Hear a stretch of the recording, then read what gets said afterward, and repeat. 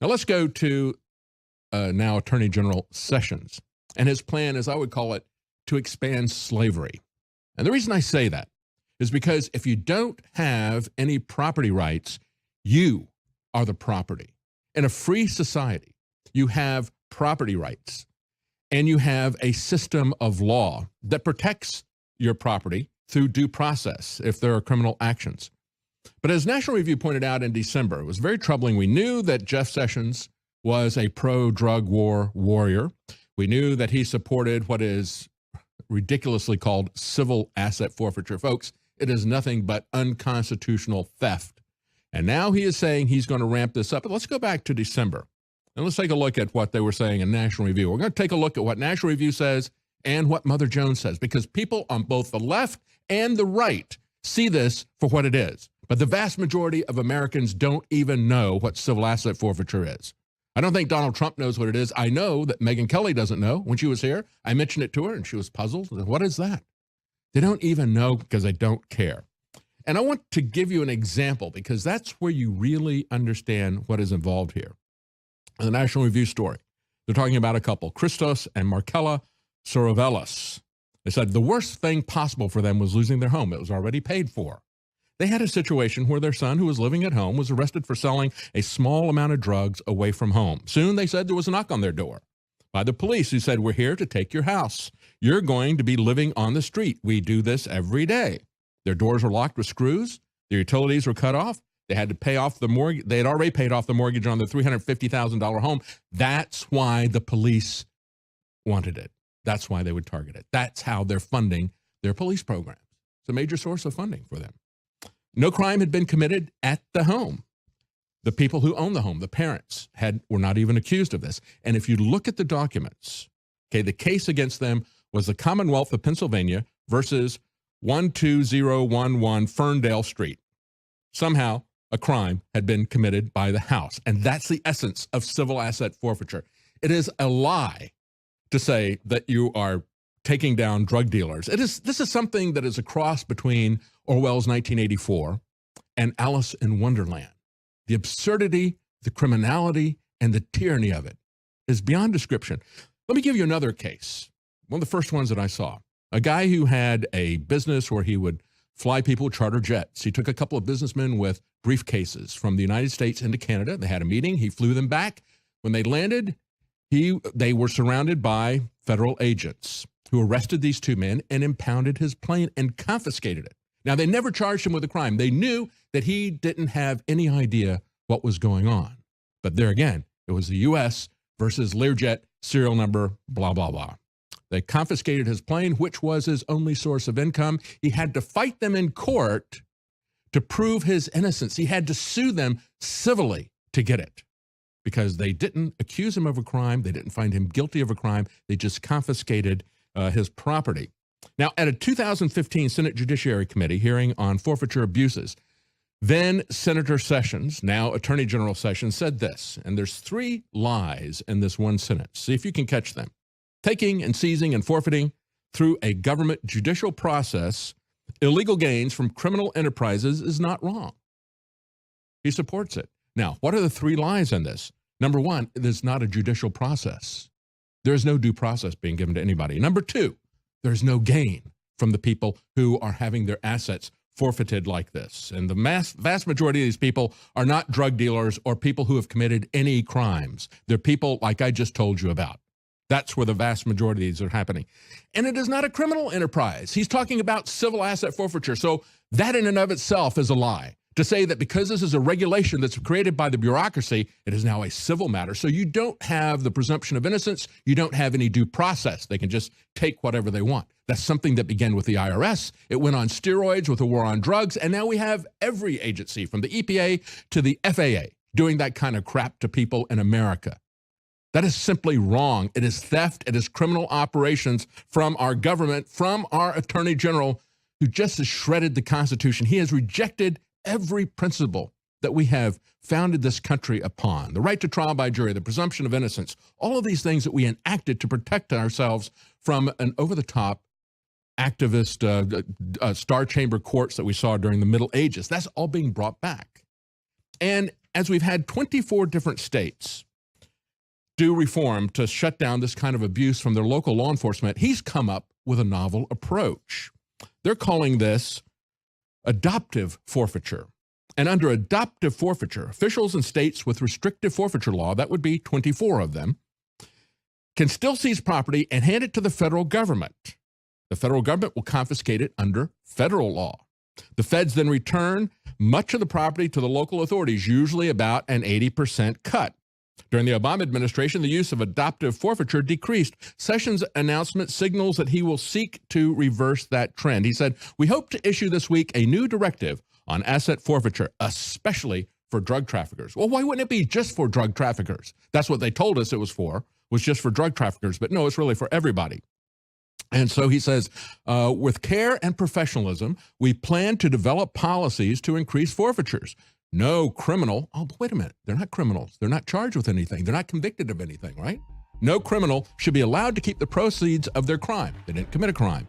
Adoptive forfeitures are appropriate, as is sharing with our partners in crime. That's your federal government. Stay with us. We'll be right back.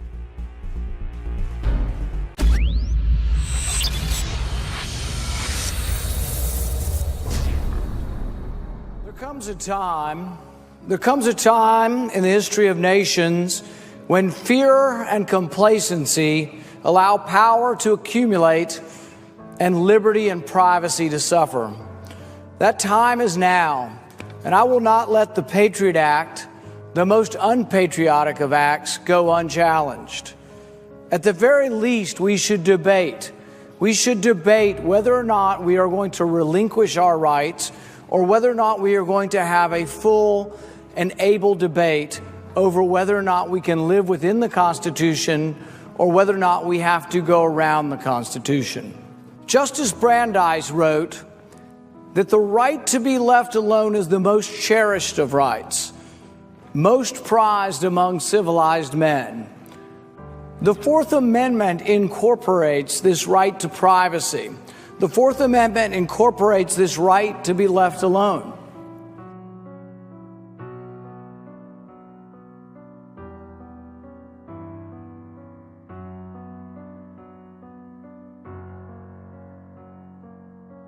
Dozens of programs the government has instituted to look at your stuff.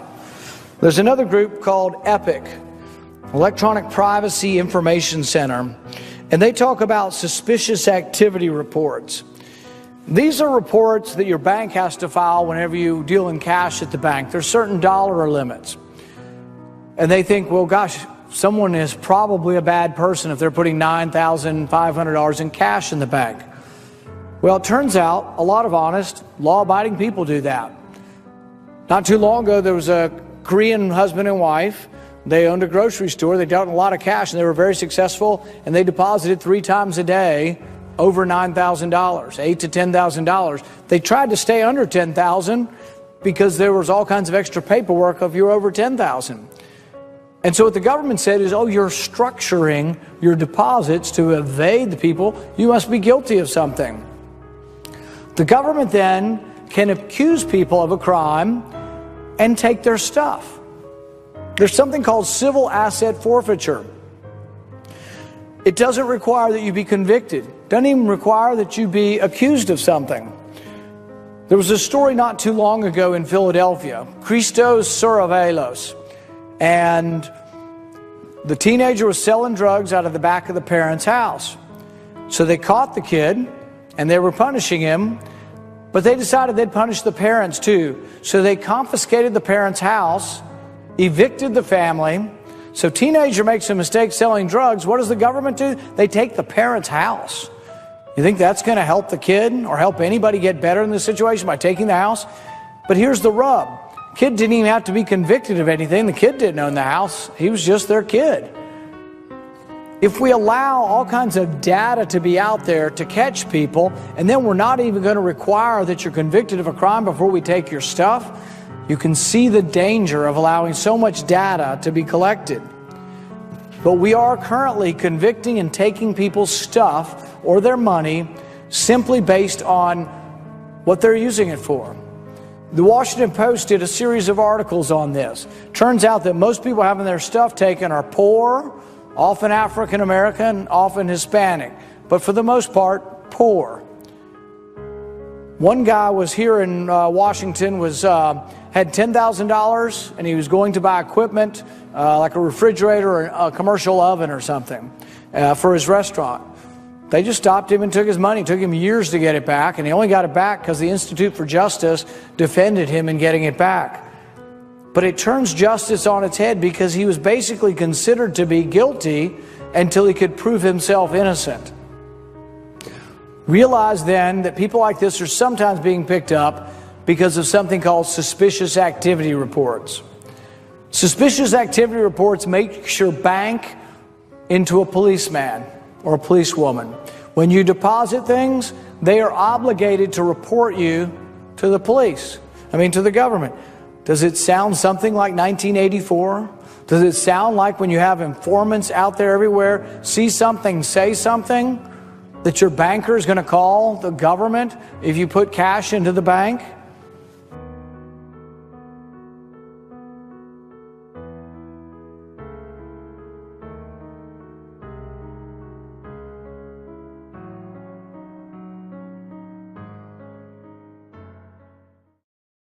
Since 2005, the IRS has grabbed more than $240 million from bank accounts. Some of the owners are entirely innocent of any crime.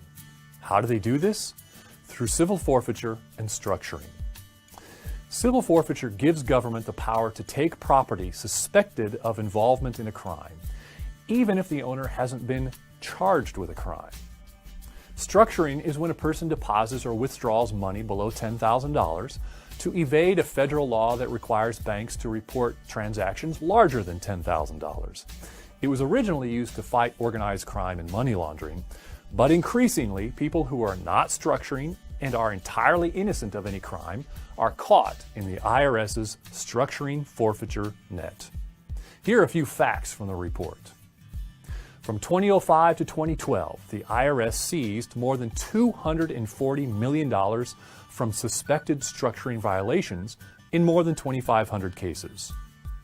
Structuring-related seizures are growing more frequent. In 2012, the IRS initiated more than 5 times as many such seizures as it did in 2005, yielding a 166% increase in forfeiture revenue.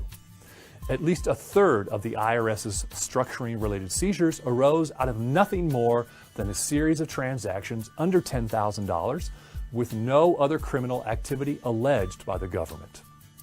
People whose money is seized usually face a long legal battle to win it back, if they get it back. The average forfeiture for suspected structuring took nearly a year to complete. For even more information, check out our report.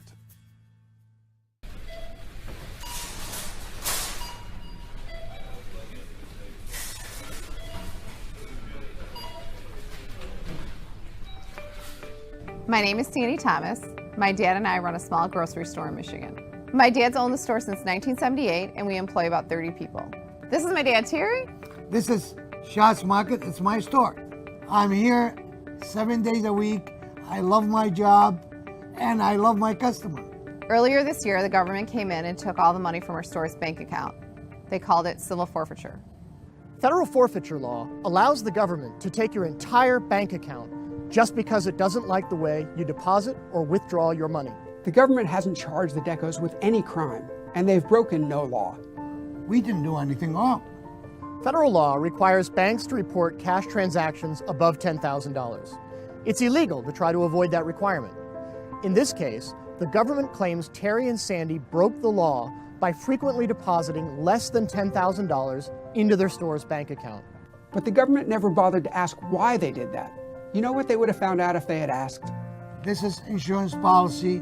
It's only covered $10,000 in cash.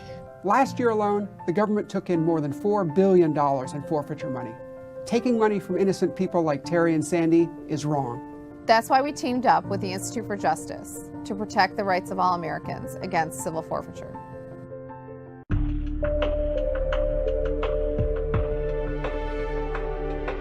What is the IRS trying to do with the Bank Secrecy Act? Increasingly, the IRS is using civil forfeiture laws and the Bank Secrecy Act to take the bank accounts of small businesses, legitimate small businesses, just because the government suspects that they deposited their money in an unlawful way or wrong.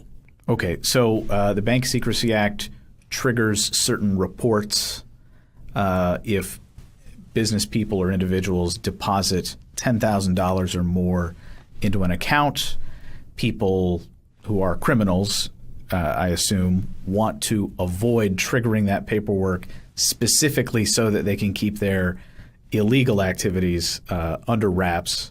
But by virtue of the fact that there's a lot of paperwork that's being generated, some legitimate business people say, well, I just don't want to cause all that paperwork. And that seems to be the case with one of your clients. You've got it right. Federal banking laws require banks to file reports with the Treasury when you make cash transactions of more than $10,000. If you deposit less than that, it's legal if you have a legitimate business purpose for doing so. But if you're depositing less than $10,000 for the purpose of avoiding those bank reports that are mandated by federal law, that's something called structuring. You're structuring your cash transactions to avoid the reports.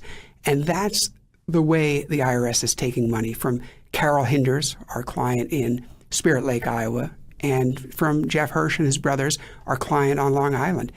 The IRS alleged that they deposited their money wrong. They simply looked at their bank statements and said, you've got a lot of under $10,000 deposits. Grab that money without any serious investigation.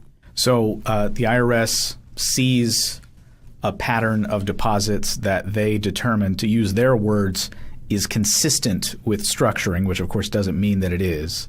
They use that to then seize whole bank accounts based on, as you say, very little investigation.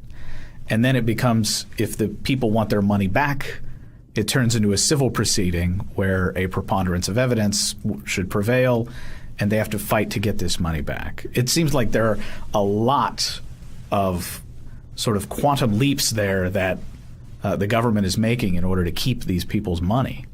That's right. Well, I mean, you've hit the nail on the head there. Civil forfeiture law has become one of the most dangerous assaults to private property in the nation because it's so easy for the government to take your property based on a mere suspicion, and then it's so hard for you to get your money back. There's this terrible direct financial incentive in civil forfeiture where the agencies that seize your money then can use that money to pad their own budgets. So it fosters an abuse of these laws as well. You have these three problems. It's easy for them to take your money, hard for you to get it back. They're encouraged to take as much as possible. That's capturing innocent people under these civil forfeiture laws. Structuring is just one aspect of that. Now, the case that you have in New York, the government seized hundreds of thousands of dollars from these business people. That sounds like quite a bit of wealth to be seizing, and these guys are dealing with products that, quite frankly, are often associated with criminal activity.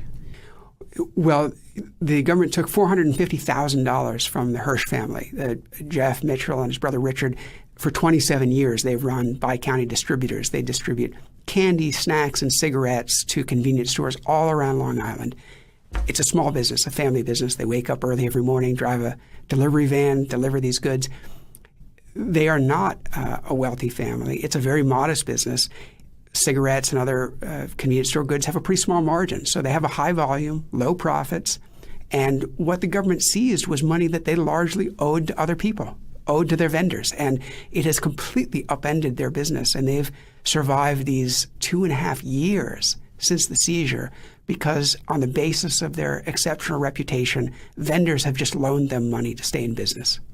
For local law enforcement agencies, when they want to execute a big seizure and they have a state law that conflicts with the agency keeping that money, they will sometimes bring in a federal agency to technically execute the seizure, and then the federal government then can kick back a huge share of that money to the local agency. In this case, this is the IRS seizing large amounts of money. Where does that money go? And is it directly benefiting the programs that the IRS has, like this one? The program you're talking about is a program called equitable sharing. And what that allows local and state law enforcement officers to do is seize money, cooperate with federal prosecutors, have the federal government take that money, keep it under lax federal civil forfeiture laws, and then kick back up to 80% to the local law enforcement agencies. It's a huge incentive for local and state law enforcement officers to fill holes in their local budgets with federal largesse, federal lax federal civil forfeiture laws that allow them to keep that money. That actually is a part of the Long Island story. In this case, the Nassau County Police Department seized the money, cooperated with the IRS as part of a task force. The IRS is now prosecuting this. But if the IRS succeeds in taking that money, the money will go both to the IRS and to the local law enforcement agencies. In Iowa, the money will all stay with the U.S. Treasury Department, who will send that money to the IRS and other agencies that seize the money under federal law. Who is Carol Hinders? She's one of your clients, but who is she?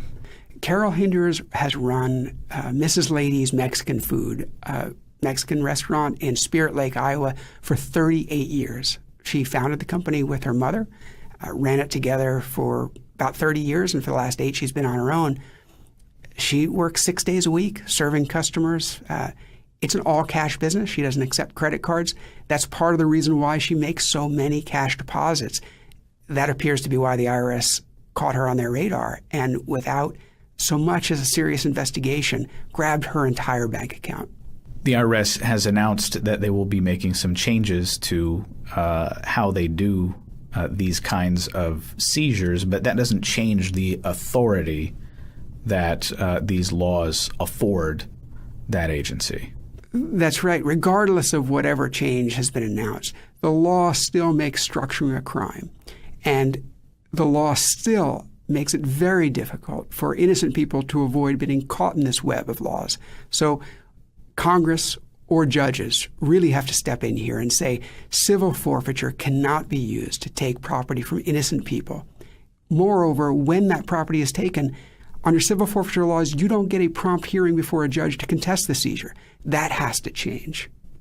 Henry Hyde wrote a book for the Cato Institute years ago called Forfeiting Our Property Rights, I believe, and there was some reform in 2000.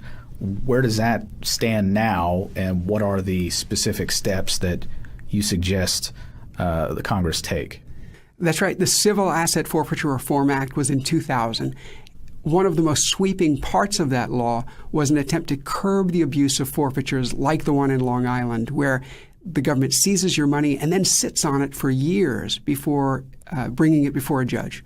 And you're just helpless, being coerced into a settlement or without your money, perhaps even going out of business. The Forfeiture Act attempted to solve that problem. Unfortunately, for years, prosecutors have been undermining that reform. In Long Island, they're simply violating that law. They were obligated to give notice of the forfeiture within 60 days, file a complaint within 90 days. They blew all of those deadlines, have just been sitting on the money. One important reform is, whether it comes from Congress or from a judge, every person who has their property seized by the government should be before a judge, a neutral adjudicator, to contest the seizure very promptly. That doesn't happen now, and it must happen to comply with the Constitution.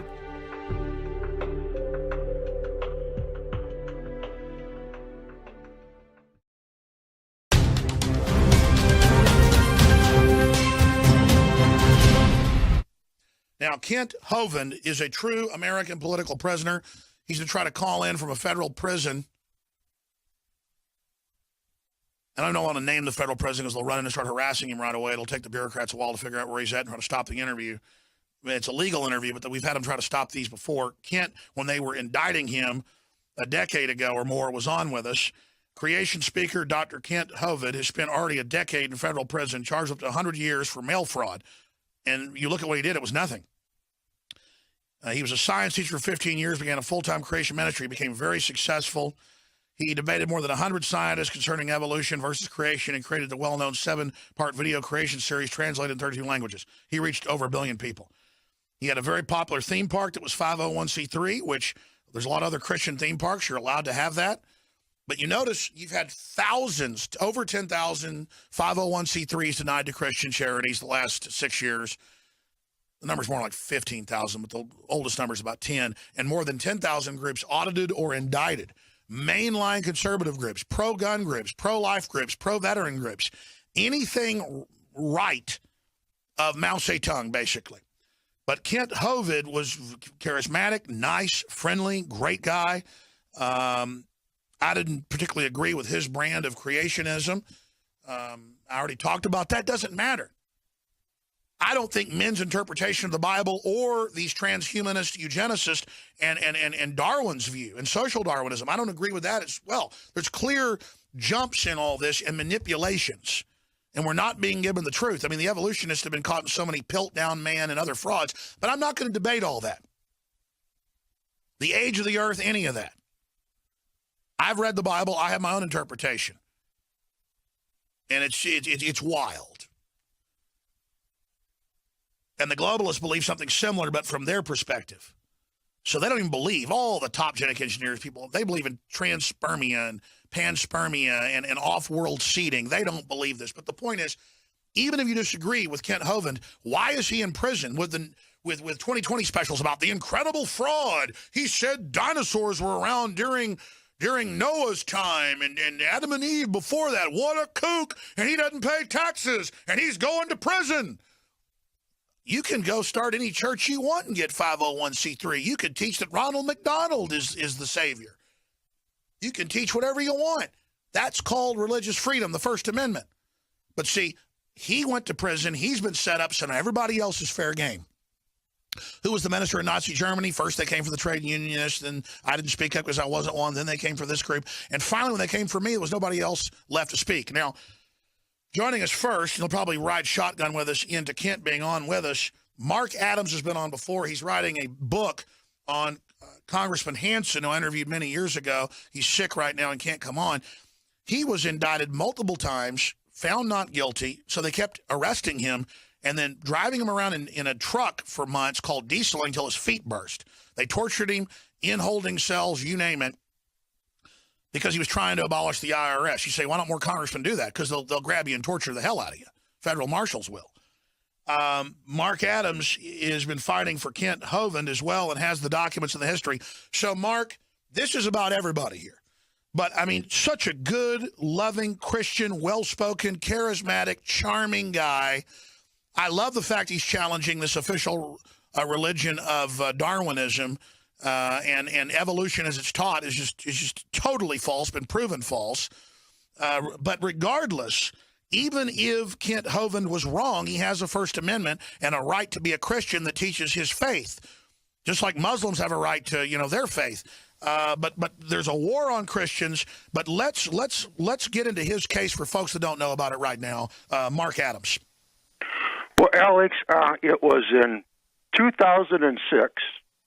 When a jackbooted commie Nazi government Gestapo goon squad arrested Pastor Kent Hovind and his wife Jo at gunpoint inside their home in the dark of night. And then later on that year, Pastor Hovind was convicted on a 58-count indictment. Now, 45 of those counts had to do with so-called structuring. That is, Dr. Hovind was withdrawing money from his bank account in order to fund the needs of his ministry. And for these withdrawals, they were typically more than $5,000, but less than $10,000. And because he was doing that, the government was pursuing him as if he was part of a drug cartel or a terrorist organization. A guy with no criminal record, a school teacher who had a successful ministry in a theme park, and we just put on screen the New York Times. Let's put it on screen. The headline, Law lets IRS seize accounts on suspicion, no crime reported. It talks about old ladies with tiny businesses. I mean, I pull out cash all the time to give bonuses to people at Christmas and stuff. I mean, I give $300 to employees. It's like $10,000, $15,000 to get all that out. That's not structuring. That's after-tax money. But this is how they use the, quote, rules, not the law, in a reign of terror. Go ahead. Exactly. The IRS has a reputation of ruthlessly using these so-called structuring laws to terrorize innocent citizens. There was hearings about this last month, and the upshot of it is that the IRS would try to curtail. They said we're going to stop activity. doing it and cut it back, and we're sorry for 34,000 innocent people having their lives ruined, or people we threw in prison for no reason, and all our fake juries and the rest of it, because they even go further. But it's just like the ATF last week saying, we won't ban your bullets. They're back this week, and this is a criminal operation. Indeed. And in fact, if you look into the court case itself, it gets even worse. The 11th Circuit Court of Appeals upheld his conviction on all of the 45 so-called structuring charges. But in 2013, the 11th Circuit overturned a guilty verdict on a separate case. This was U.S. versus Lang, a separate case of structuring. They overturned the verdict because of the way the federal prosecutors mishandled the case. And there were clearly orders to go and get him because he was articulate, good-looking, reaching over 1 billion people with his ministry. He was incredibly successful, and so that's why they came after him. Indeed. And now, and like I said, the bulk of the charges are these so-called structuring charges. The 11th Circuit Court of Appeals upheld the conviction, but then a little more than a year later, when the same kind of case came before them, they overturned the conviction on this guy, Mr. Lang, because of the way the federal prosecutors mishandled his case.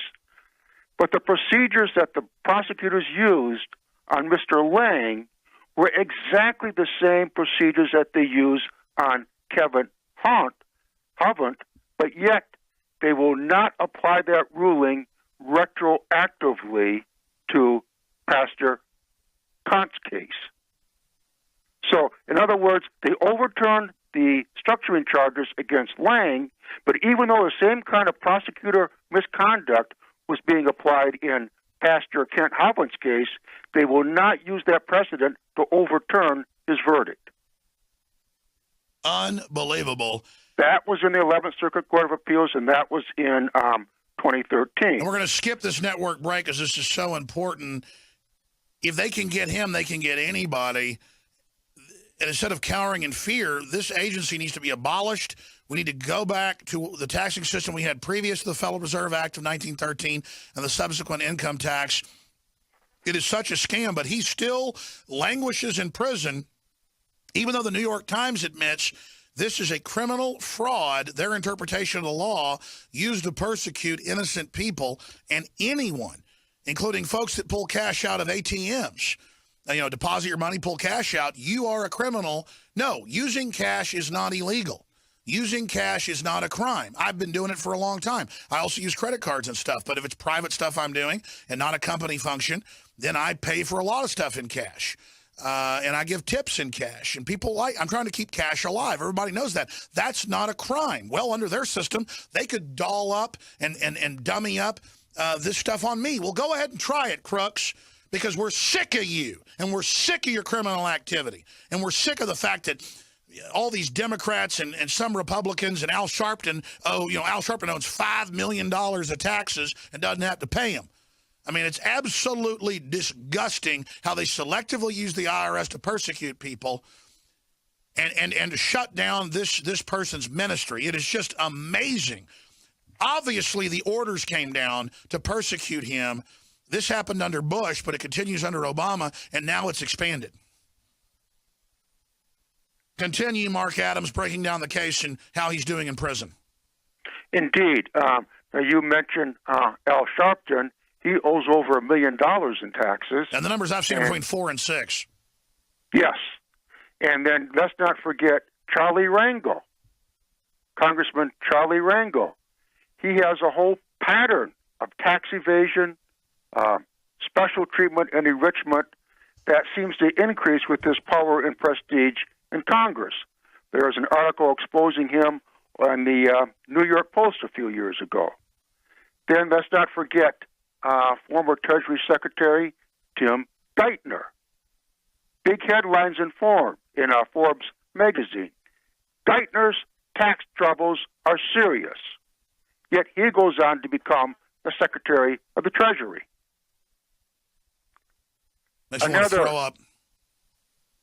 Another disturbing aspect.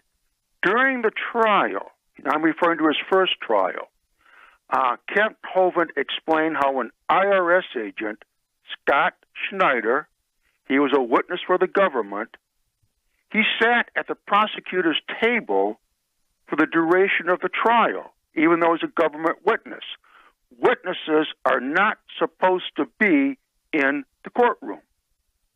And during that interview, Pastor Hovind explained he was concerned how the presence of an IRS agent, might intimidate the jury. Well, this reminded me. Let's go forward. We're putting the document on screen. They had FBI agents on the jury.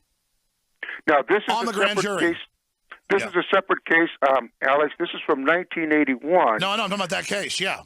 Yes, but what you see here is U.S. Attorney Harold Edwards is writing a letter to the IRS District Director, Woodrow Malone, and you see right on page 2, Edwards is stating how agents of the FBI will be seated on the grand jury.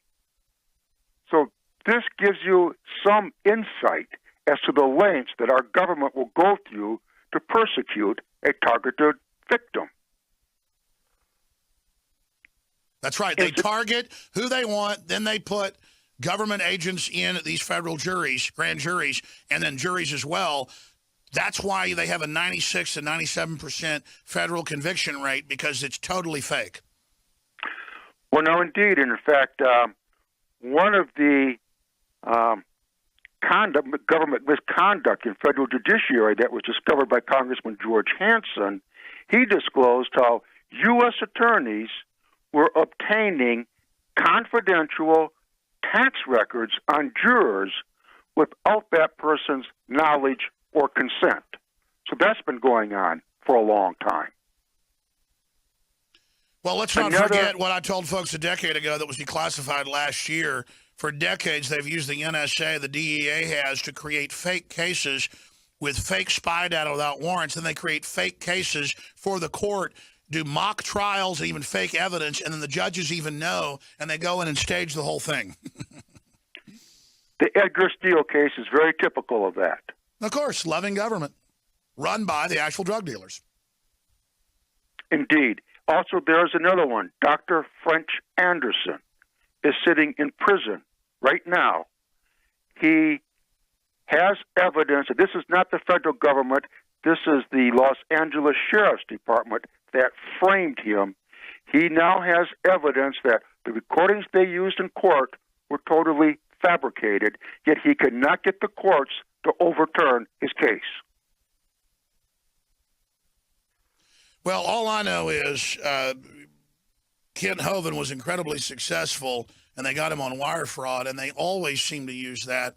Or the FBI comes to visit you and then asks you a bunch of questions, then you get something a little bit wrong. They claim lying to a federal agent. The answer is never talk to them. Talk to the hand. That is the answer. Do not talk to them one bit. And then the only way they've defeated EPA and FDA lawyers harassing companies is you then have to start investigating and doing lawsuits against the judges themselves and start doing corruption investigations on the judges. And it's the only way they back off. I mean, the government, and I've talked to top national lawyers on air. I've talked to the top lawyer who sues the FDA, always trying to ban vitamins. And the only way to shut them down is you start basically investigating the judge. It's the only thing these mobsters understand. And boy, when you start investigating them, it is incredible. I got to say, state judges aren't that corrupt on average compared to the feds. And I'm not defending the states either. They have their own problems. But people who look to the feds to come in and fix things, that's like asking Satan to come in and, make Slimer behave or something. A little lower demon it's kind of mindless running around, engaged in mischief compared to the mastermind Satan himself. What else we need to know, Mark Adams, about the Kent Hovind case? Yes, we have some information about the judge, U.S. District Judge Margaret Rogers. I'm going back now to the first trial when he was sentenced by her, and she said to him that his crimes were worse than that of a rapist. Now, during a telephone interview from Kent Hovind, he named Baptist minister Dr. Greg Dixon as one of the witnesses who heard Judge Rogers make that outrageous remark. And I spoke with Dr. Dixon, and he affirmed me, yes, he heard the judge say that. He also executed a signed affidavit stating that. Several other people also submitted sworn affidavits. The reason why they took that course of action is when Kent Hovind finally got the court transcripts, those words did not appear in the official transcripts.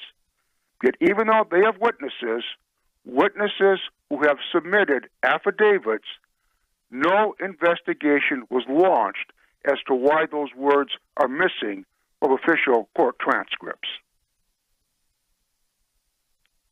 Please continue breaking it down.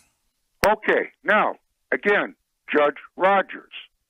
In 2009, Judge Rogers cited 2 school teachers for contempt for silently praying before lunch. Oh. Afterwards, 50 congressmen issued a letter supporting the teachers. One of them, Representative Jeff Miller, said, a federal judge has gone well outside the bounds of the Constitution to declare that prayer offered among adults is illegal. And that is from the Washington Times. That's right. We've got it on screen. That was just recently. And for those that don't understand this, in Texas, there was a case. There's been a bunch of these just last year where I think it was an 8-year-old girl brought her little picture Bible, Sunday school Bible, in her bag, and they took it away from her and tried to suspend her as if you couldn't have a Bible in the school. She could have whatever book she wanted. You could have a Harry Potter book, but not the Bible. It is a war on Christians. Are we going to put up with it? Yeah, most churches are scared to death getting in line. That's what this intimidation was about, and that will let the evil take over. You got to stand up to it and say no, and that's starting to happen. All right, we have Kent Hovind on the line. He's talking to Nico right now. We're going to put him on the board and go to him as soon as they're ready. He is a political prisoner, and he'll only have 15 minutes on the line with us. We're going to go to Kent Hovind right now. Political prisoner, more than a decade in prison, indicted under structuring that the New York Times will put on screen. Last year admitted is a total criminal fraud. Hearings last month in Congress admitting it's incredible. You simply take money out of your own bank account as cash, and they claim that you're trying to steal money and launder it, and then they put a preacher who reached over 1 billion people in 30-plus languages, exposing the myth of modern Darwinism as a socialist religion. And the left loves the fact he's in prison. They have all these shows about it. And now they're targeting Christians by the tens of thousands with the IRS. If we don't get past the fear and stand up against them, they're going to come for everybody. Mr. Hovind, you're a hero for the First Amendment, and you're a hero for alternative history. And it's not illegal to do that, but evidently in your case it is. You're a political prisoner. We know we've only got about 12 minutes left with you, so you've got the floor. Well, thank you so much, sir. It's an honor. I've loved your program for years. Yes, I certainly feel like a POW, prisoner of war. In case folks haven't followed it, there's a whole lot of tons of information on 2Peter3.com, just the number 2, the word Peter, and the number 3 for 2 Peter 3 in the Bible. To summarize quickly, I was a high school science and math teacher for 15 years. I moved to Pensacola in 1989, became an evangelist traveling the world speaking on the subject of creation, evolution, and dinosaurs. And I was targeted very early by the IRS, the early 90s. I tried everything to find out, what do you want? I answered their letters. They never answered mine. Finally, they came with a SWAT team and a threw everybody off the property, held my wife hostage for 17 hours, made her open the church safe, took all the money out of there. It's just a long, sad story, and everything is up on 2 Peter 3, and we have tried everything. So finally in 2006, they came with another SWAT team, arrested my wife and I. No warning, no nothing. We have always answered their letters. They have never done anything illegal. And they arrested us for structuring. My wife had just gotten to sleep, and they took her down to the courthouse in her nightgown, wouldn't let her put a robe on, wouldn't let her get dressed, wouldn't let her go to the bathroom. She's 5 feet tall, little grandma, just amazing, piano teacher. So the charge was structuring, which I'd never heard of. They said, well, yeah, you took your own money out of the bank. Actually, it was ministry money out of the ministry bank account to pay ministry bills back in 2002, 2003, and 2004. Okay, no, we stopped in 2003. Okay, so that's illegal? Well, yeah, you did it in amounts less than $10,000. Oh, so we took it to trial. I thought you're supposed to when you're innocent. There's no crime here at all. After the government putting on their dog and pony show, my attorney said, don't even give a defense. Everybody can see you did not commit a crime. The law says you have to have 2 or more transactions in 1 day. Each transaction is under $10,000, but those 2 total over $10,000. Okay, well, ours was 1 transaction every 12 days. Not a crime at all. But then they said, nope, that's structuring. Over those years, you withdrew $430,000 of ministry money to pay ministry bills. Okay. And so we did not even give a defense. At the end of trial, the judge changed the jury instructions and said, if you find they took out less than $10,000, you must find them guilty. So he changed the law under judicial tyranny right there on the spot. Well, yes, a woman judge, Judge Casey Rogers. I think that was wrong to change the law. And so the jury, of course, found us guilty. Well, yeah, they took out less than $10,000. Go to the bank, take out $10. That's less than $10,000. So guilty. Then the judge said, now all that money that was withdrawn, even though you stopped doing this 3 years ago, all that money that was withdrawn over those years, you now owe it to the government. They're going to seize that money. Well, I don't own anything. I live in a church parsonage. I drive a church van. I don't own anything. So they put in a motion saying, we want to seize the church ministry property. Of course, the church trustees said, objection. Why don't you go seize Walmart? They got more money. Why don't you go seize something else? No.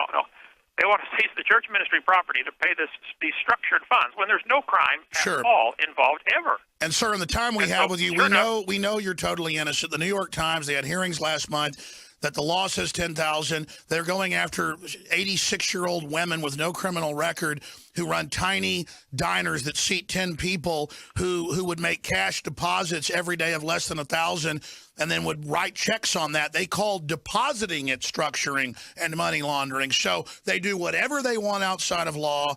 It's all admitted. You should be released. They've overturned other cases like yours. Here's the big question. Why did they target you? Obviously to shut you down. What do you think of the massive persecution of the church now? It's meant to intimidate the church into submitting, going under government faith-based initiative, in my view. Give us your take on that. And then B, how do we free Kent Hovind? Well, yes, there are plenty of websites, freekenthovind.com. It's H-O-V-I-N-D, Norwegian name, Hovind. Congress needs to repeal that stupid structuring law. They need to get a lot of pressure to say, look, would you IRS apologize for misusing it? Well, that's step one, but that's nowhere close to enough. Get Congress to repeal the stupid law and, very important, make it retroactive. And say, okay, anybody ever arrested under this stupid law is hereby released, and all money taken from them is hereby returned, and they get $1 million for every year false incarceration. This call is from the Santa Rosa County Sheriff's Office. I've been locked up over 100 months away from my family. I've been moved 23 times all over the country, diesel therapy, trying to shut me up. I am an outspoken Christian. I believe the Bible is literally true and scientifically accurate.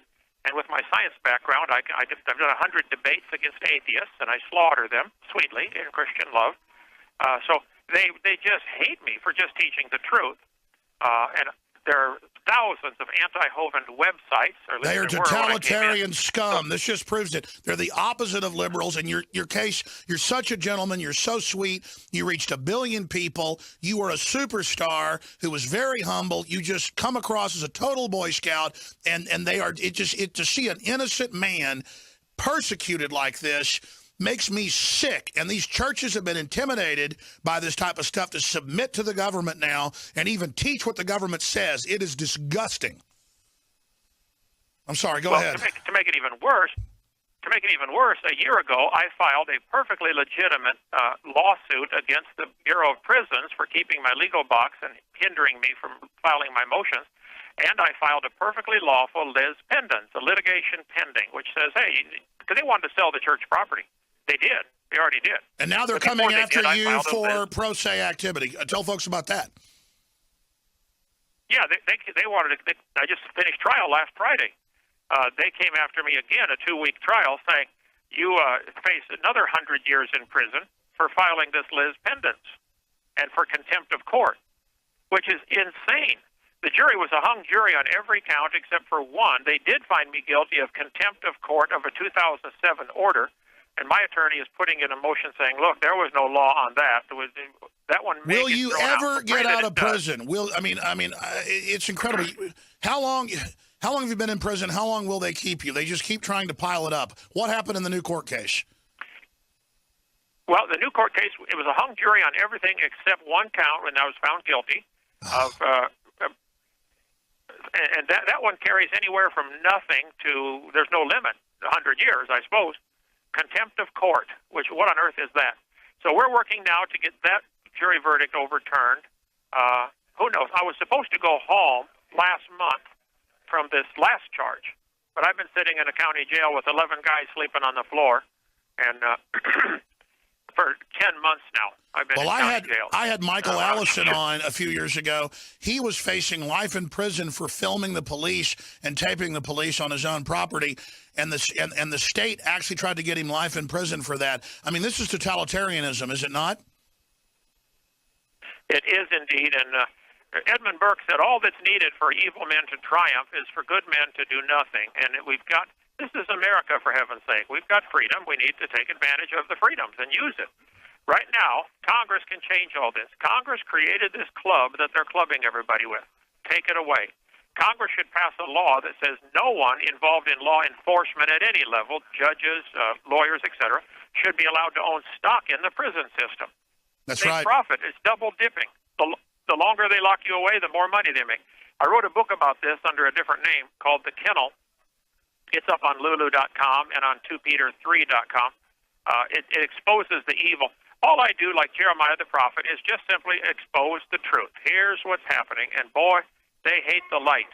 Evil men hate the light. Well, you're a very righteous man. I mean, people can pick up on that. You're just a straightforward Jimmy Stewart, type guy. That's how you come off. They cannot stand you because you are a leader, Ken, and you're a hero. It hurts my heart though to think about how they've tortured you and dieseled you. Tell folks what they've done to you. Well, like I said, I've been moved 23 times. I was moved to Colorado. I live in Pensacola, Florida. You're supposed to stay within 500 miles of your home. Well, I was moved out to Colorado against my will, and then moved up to New Hampshire against my will. I was moved out to Maxwell Air Force Base in Montgomery. I was only there 4 days, and they took me out, never told me why, put me in county jail. It's been, diesel therapy. But God's been good. I've written 37 books. I've led over 700 men to Christ. Half the Bible is written from prison or by people who've been in captivity or prison. So God uses it. It's coming to everybody. If you stand true for the Lord, it's coming. So just get ready for it. It's been a blessing in 1,000 ways. It's been hard. I have an 8-year-old grandson that I've never held in freedom. Never. He was born 2 months after I came to prison. I should have gone home last month. I could go home today if they overturned this one count. But this call is from the Santa Rosa County Sheriff's Office. Yeah, I love the Lord. I love my country. I'm trying to help. And I think all the stuff we have posted on 2 Peter 3 would help. The thing they fear the most is light. And all Gideon had in the book of Judges was 2 weapons, light and noise. Shine the light, make a lot of noise. And the enemy started fighting each other. That's what I'm praying here. The IRS agents in my case need to be completely investigated, start to finish. The judges need to be completely investigated. If they did nothing wrong, okay. But Congress impeaches judges if they don't rule according to good behavior. They rarely do that. But the Constitution says they're appointed for life during good behavior. Okay, well, check the case out. Well, kid, I get tears in my eyes, not so much for you, but for all the other innocents they're persecuting, for the unborn, for the fact of how they don't have death lists for our veterans of do not treat and nobody gets in trouble. The evil is intensifying. Is our country beginning to come under judgment? I fear it is, brother. If any country ever deserved the judgment of God, it's America. We had a wonderful founding, amazing blessings from God, and we have spit in his face, and we've done so many things against his law that I fear, well, the Bible says, for the transgression of the land, many are the princes thereof. Because we're wicked, we've got this huge bureaucracy. So God's giving us what we deserve, and it's sad. So I appreciate what you guys do to try to turn it around. I'm in the same boat. I think righteousness exalts a nation, but sin is a reproach to any people. All I've ever tried to do for 46 years is win souls and tell people live for God. You have 60 seconds remaining. You have 60 seconds, Kent, there from your political prison. You've got 60 seconds. Final words. Okay, what people can do is deluge Congress. Now, this judge has said, please write to me and let me know what you think about Kent Hovind should this, on this one count he was found guilty of. I don't know that it'll make any difference, but Judge Casey Rogers, number 1, North Palafox, Palafox in Pensacola, 32501. And just say, Judge Rogers, please, let Kent go home. It's been 100 months. Just go home. We still think we're going to win the case. We can always go on appeal, but Congress needs to stop some of these stupid laws. They need to simply abolish the IRS. What do we need them for? Just shut them down. We didn't have them until 1933. Just stop. Okay? But if not, at least investigate them. Look what they did in my case. Classic example of everything going wrong with our justice system. And there you go. He's now back sleeping on the floor in a giant mass of stinking inmates. And I don't say they're stinking people. You just know it stinks in there. And a guy with no criminal record, school teacher, did nothing wrong. And the so-called left, it's why I detest them. They are the opposite of a liberal, the opposite of Thomas Jefferson, the opposite of freedom. Congress shall make no law respecting the establishment of religion or prohibiting the free exercise thereof. That's how the First Amendment begins. And you've got a preacher who was successful, who they feared, who was getting really big, and he wasn't even making a lot of money. He took $400,000 out for the entire ministry over 2 years. Folks, he had films that were selling millions of copies. He was airing them for free all over the world. He had different groups giving them out free. He wasn't charging, in many cases, books for children. It's the First Amendment, and the left didn't like it as they put him in prison. They'll put everybody in prison. They're not playing games. Do we still have Mark Adams sitting there listening to that? He's on the line, sir. Mark, I mean, I literally got tears in my eyes hearing that. Not so much for Kent Hovind, but it was how cheerful he was and how nice he sounded. Sounded like, Jimmy Stewart in It's a Beautiful Life or A Wonderful Life. But just to know that they're doing this now to thousands of people, and on MSNBC they brag and say, yeah, we're arresting people for their speech. We're going to shut the Tea Party down. I mean, these people are brazen, totalitarian, flaming crooks. They're not even liberals. They're dangerous. They're dangerous. Final comments on the Kent Hovind situation, Mark. Well, Alex, you just referred to the stench of the prison complex that Dr. Hovind is subjected to. Speaking of foul stenches, one of the prosecutors in Pastor Hovind's first trial was U.S. Attorney John Atchison. He's the one who is reported to have vigorously pursued a federal indictment against Dr. Hovind. Now, Hovind was convicted in January 2007. Shortly after his conviction, the U.S. Attorney, John Atchison, assumed room temperature when he voluntarily removed himself from the gene pool. Here's what happened. We're going to talk about, when we come back, I forgot this. The guy that went after him, this is the cult, was going to have sex with a little girl. I forgot about that. Oh, my gosh, you can't make this stuff up. We just put up the Wikipedia. We'll put up articles about it. We're going to finish up another segment with Mark Adams. It's just, it's scary, folks. And it's evil demons like that using the system. It's not even the whole system itself. Welcome back, ladies and gentlemen, as we broadcast worldwide. Tons of news. They're back with the ammo ban and more as we continue to raise the alarm for free people everywhere. In the third hour, we'll also open the phones up on any of the subjects, including Kent Hovind and what we just broke down earlier with him on air. Mark Adams is a champion and working with former Congressman Henson, who's too ill to go on air, to write a book and expose all of this. But there's hearings in Congress. This stuff is serious. The IRS admits they put innocent people in prison. They claim they're going to stop. Not until the private Federal Reserve's not running it. Not until political operatives can't do this. I had forgotten that the prosecutor in the case of Hovind and others, well, we'll get to that in a moment. It's just too incredible. John David Roy Atchison was U.S. attorney in Florida's Northern District, assistant attorney who gained notoriety when he was arrested on suspicion of soliciting sex from a 5-year-old girl. So we'll talk about that briefly in a moment and put bookends on this. So that's the type of folks that want to put innocent preachers in jail. Boy, I feel sorry for his soul right now, let me tell you. But continuing, please support the broadcast. We stand in the face of the enemy. And I'm not whining about it. Every fiber of me wants to just fight tyranny. I'm so sick of it. I'm so sick of parasites and scum and evil people hurting good people. But it is your financial support that makes it all possible. And you've got a commitment from me that I will fight as hard as I possibly can and put my whole will towards warning people about the entire spectrum of evil coming down on this world. But we need you to buy the products at InfoWarsStore.com, InfoWarsLife.com. And I said earlier, promo code SUPER to get 10% off everything at InfoWarsStore.com. We've never done 10% off everything if memory serves. Never. I'm just doing it. 10% off, and thanks to all of you. We've never been more successful with you supporting us at InfoWarsStore.com. So why not go to the next level and fund this operation to the next level? Satellite, TV, you name it. We are months away if the support comes in. InfoWarsLife.com, InfoWarsStore.com at checkout. Promo code SUPER. And you get 10% off stuff already discounted like DNA Force, 30% off, or a free bottle of the Ancient Defense when you get it with the X2 Nascent Iodine. Well, there's 10% off that.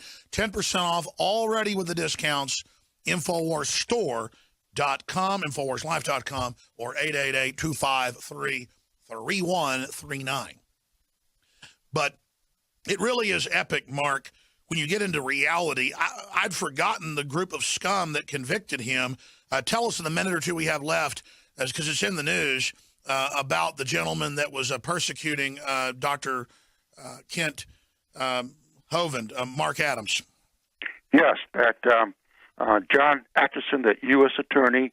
It was on September 16th, 2007, about 8 months after he railroaded Pastor Hovind to prison.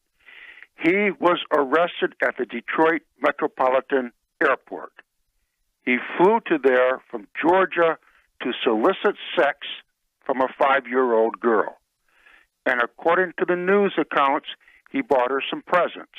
He had a doll, he had a pair of earrings, and he also had a jar of petroleum jelly in his possession. Oh, my goodness.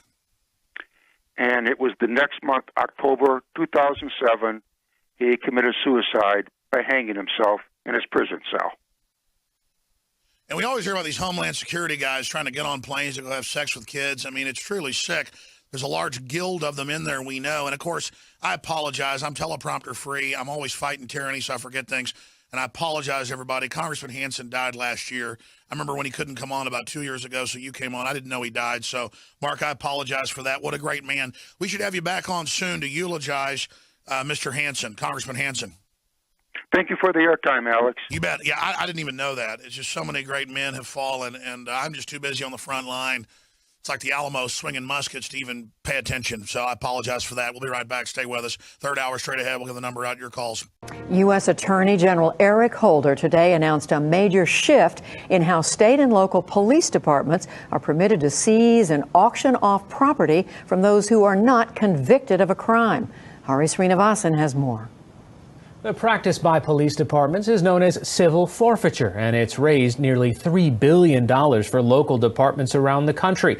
But the practice has been controversial because property has been seized from people who are only suspected of a crime but not convicted. To talk more about this is Sarah Stillman, a staff writer for the New Yorker magazine. Her reporting nearly 2 years ago brought to light some of the abuses of the policy. So, Sarah, I tried to do it justice with a really tiny description, but explain civil forfeiture and what's gone wrong with it, just so we have an idea of why this is so significant today.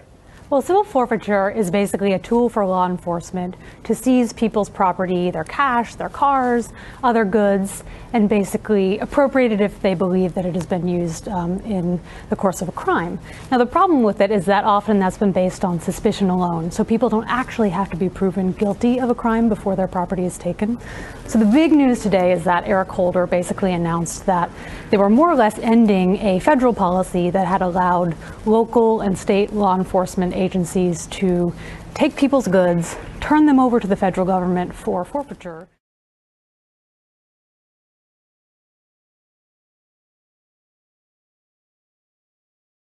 Are some police agencies more concerned about making money off the drugs than stopping them? Well, at the center of this months-long investigation are laws that let officers pull you over looking for cash. And get this, they don't even have to charge you with a crime to keep your money. A tractor-trailer stop for a traffic violation leads to a search and the discovery of large blocks containing almost $200,000 cash that officers keep on the suspicion that it's drug money. In fact, Interstate 40 has become a major profit center for Tennessee law enforcement, with officers stopping and often searching out-of-state vehicles. Is it okay that they... It's okay. It's because of a state law that lets them seize money like the cash shown in these police photos, simply based on the suspicion that it's linked to drug trafficking. If an owner does not take legal action to get the money back, the agency gets to keep it all. I mean, this is really highway shakedowns coming to the U.S. The reason why I stopped you was you're coming outside your lane of travel. I don't know if you're getting sleepy or you're not drinking or you know. So what was the reason for the stop? I think he said he crossed the line, weaved over. Yet our camera had been tracking that same supervisor and captured the exact moment that he put on his brakes just as he was about to pass the Texas vehicle. As you can see, it's squarely between the lines. For almost 2 minutes, the interdiction vehicle trails the SUV. And while the officer himself is all over the road... That car wasn't weaving. The tape, it was not weaving. It did not cross the line. You're right. He never weaved once, did he? No, he stayed within his lane of traffic. Hey, driver, how you doing today? Get your license, please.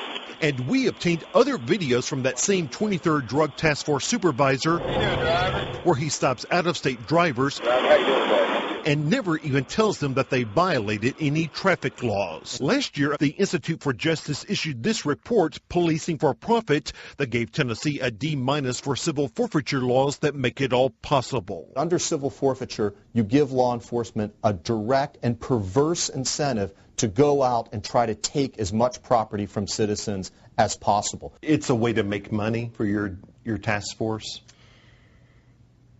Honestly? Well, you know, when you say make money, I guess it is a way for us to continue to fund our operation. What we're doing, we're taking advantage of how the laws are, to use the money to be able to put back to fight the drugs. So everything's paid through seizures and fines. So if these officers out on the interstate don't come up with cash, then they might lose their jobs. Well, it's a possibility, yes. Out here on the interstate, interdiction officers have a choice. Conventional wisdom is that the drugs come in from Mexico on the eastbound side, but the money goes back on the west. We spotted both the 23rd and Dye staging time and time again with their backs to the drug side. In fact, a review of daily activity sheets kept by the 23rd discovered that when officers noted the location of their traffic stops, there were 10 times as many on the money side. We want both sides of the road worked. It looks like that they're not concerned about stopping the drugs, that they just want the money. That's what it looks like. Is that the case? And that shouldn't be the case, but that's what it looks like. It shows that the police are really focusing not on trying to get the drugs, not on trying to enforce the drug laws and stop that flow throughout the country. They're focused on getting the money. Law enforcement authorities say their goal is to hit the drug traffickers in the pocketbook, which undoubtedly they have. But some people have hired lawyers after their cash was taken, and sometimes after months and months of litigation, judges have ruled that the money really never had anything to do with drug dealing. Hi, I'm Kyle Kazan. I'm a member of Law Enforcement Against Prohibition, oftentimes called LEAP. I'm a retired police officer. I spent 5 years as a Torrance, California police officer, which is one of the larger cities in Los Angeles County. And I worked gangs, I worked drugs, and I worked patrol. And I'm a drug recognition evaluator who made lots and lots of drug arrests. I'm here with Nick Morrow, also a member of LEAP, who will please introduce yourself and your background. My name is Nick Morrow. I was with the Los Angeles County Sheriff's Department for 13 years. I worked a variety of assignments with patrol, training, custody, and narcotics as well. I'm also a drug recognition expert, instructor, and currently do expert witness work for the courts. And so I have a kind of a broad base in a lot of narcotics enforcement and drug war related on both sides of the issue experience. Nick, what is civil asset forfeiture, and how does it factor into the political discussion of the war on drugs? Civil asset forfeiture is a way for the government to take money and property and assets away from criminals, people suspected of criminal acts. It's been an incredible moneymaker for local, state, and federal agencies because bad guys make illegal money and they don't pay taxes. And so the government has a process, and it's a big machine, to take away assets, money, cars, boats, airplanes, whatever you have, on the suspicion of criminal behavior. The downside of the asset forfeiture issue is that it's a civil procedure and nobody has to be convicted of a crime.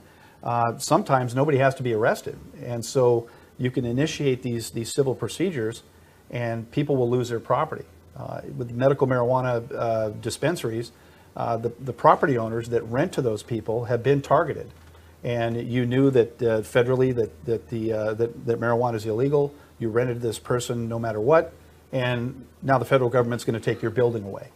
And there's been a lot of instances where that has happened. And so I think we, in my personal opinion, in my experience, is that we need to rein in some of the procedures. I think we need to require convictions. I think we need to have, if it's a civil only, I think we need to have a little bit better hearing mechanism that's in there. As a narc on the street, some of my supervisors have suggested that I concentrate on people that had assets that we could seize, that investigations that would result in money and assets being forfeited, as opposed to just chasing the drugs, just chasing the dealers.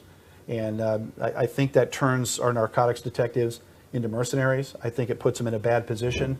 I think it puts the position ripe for corruption. On top of that, where we manufacture cases just because somebody has something. And so that's not a good place to be. We need our law enforcement officers to be focused on the crime, not the money. Would you call that a government overreach?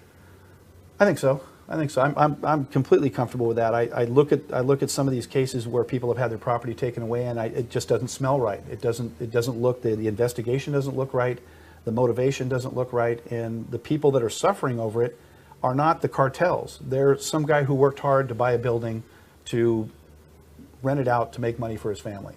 And this guy isn't some drug kingpin. He's not some Colombian cartel member. He's just a hardworking guy that's trying to realize the American dream. And the government takes his property away. And what happens to the money? There's a situation called equitable sharing. Let's just say that DEA, LA County Sheriff, and Torrance PD all get involved in an investigation. They seize $100,000, and so 65% of that, I believe, goes to the organizations to be split up among that, and then I think the state gets another percentage of it. There's a whole process by which these funds are shared. So this is the government taking private property away from citizens and using it at their own discretion. Yes. Some of the issues across the country where asset forfeiture becomes a significant fundraiser for an individual agency. You know, there's stories that pop up all the time about a small agency that's really motivated on pulling over people that are traveling, or they're profiling people that are transporting drugs. And when they find those drugs, they sell the car, they take the money. The asset forfeiture really helps keep that agency afloat. And it almost looks like that's the only thing. They're targeting that for the fundraising. And that doesn't pass the smell test as well. 60 Minutes some years ago also did a special on a small agency in the Midwest that was making a massive percentage of seizures, and it was ugly. It was ugly to watch. It wasn't. They'd used this asset forfeiture, which I think it's based on wanting to take bad people down, and it's just been massively applied to the war on drugs. Thank you, Nick Morrow, retired Los Angeles County Deputy Sheriff. I'm Kyle Kazan, member with Nick, Law Enforcement Against Prohibition. For more information on that organization, please go to www.leap.cc.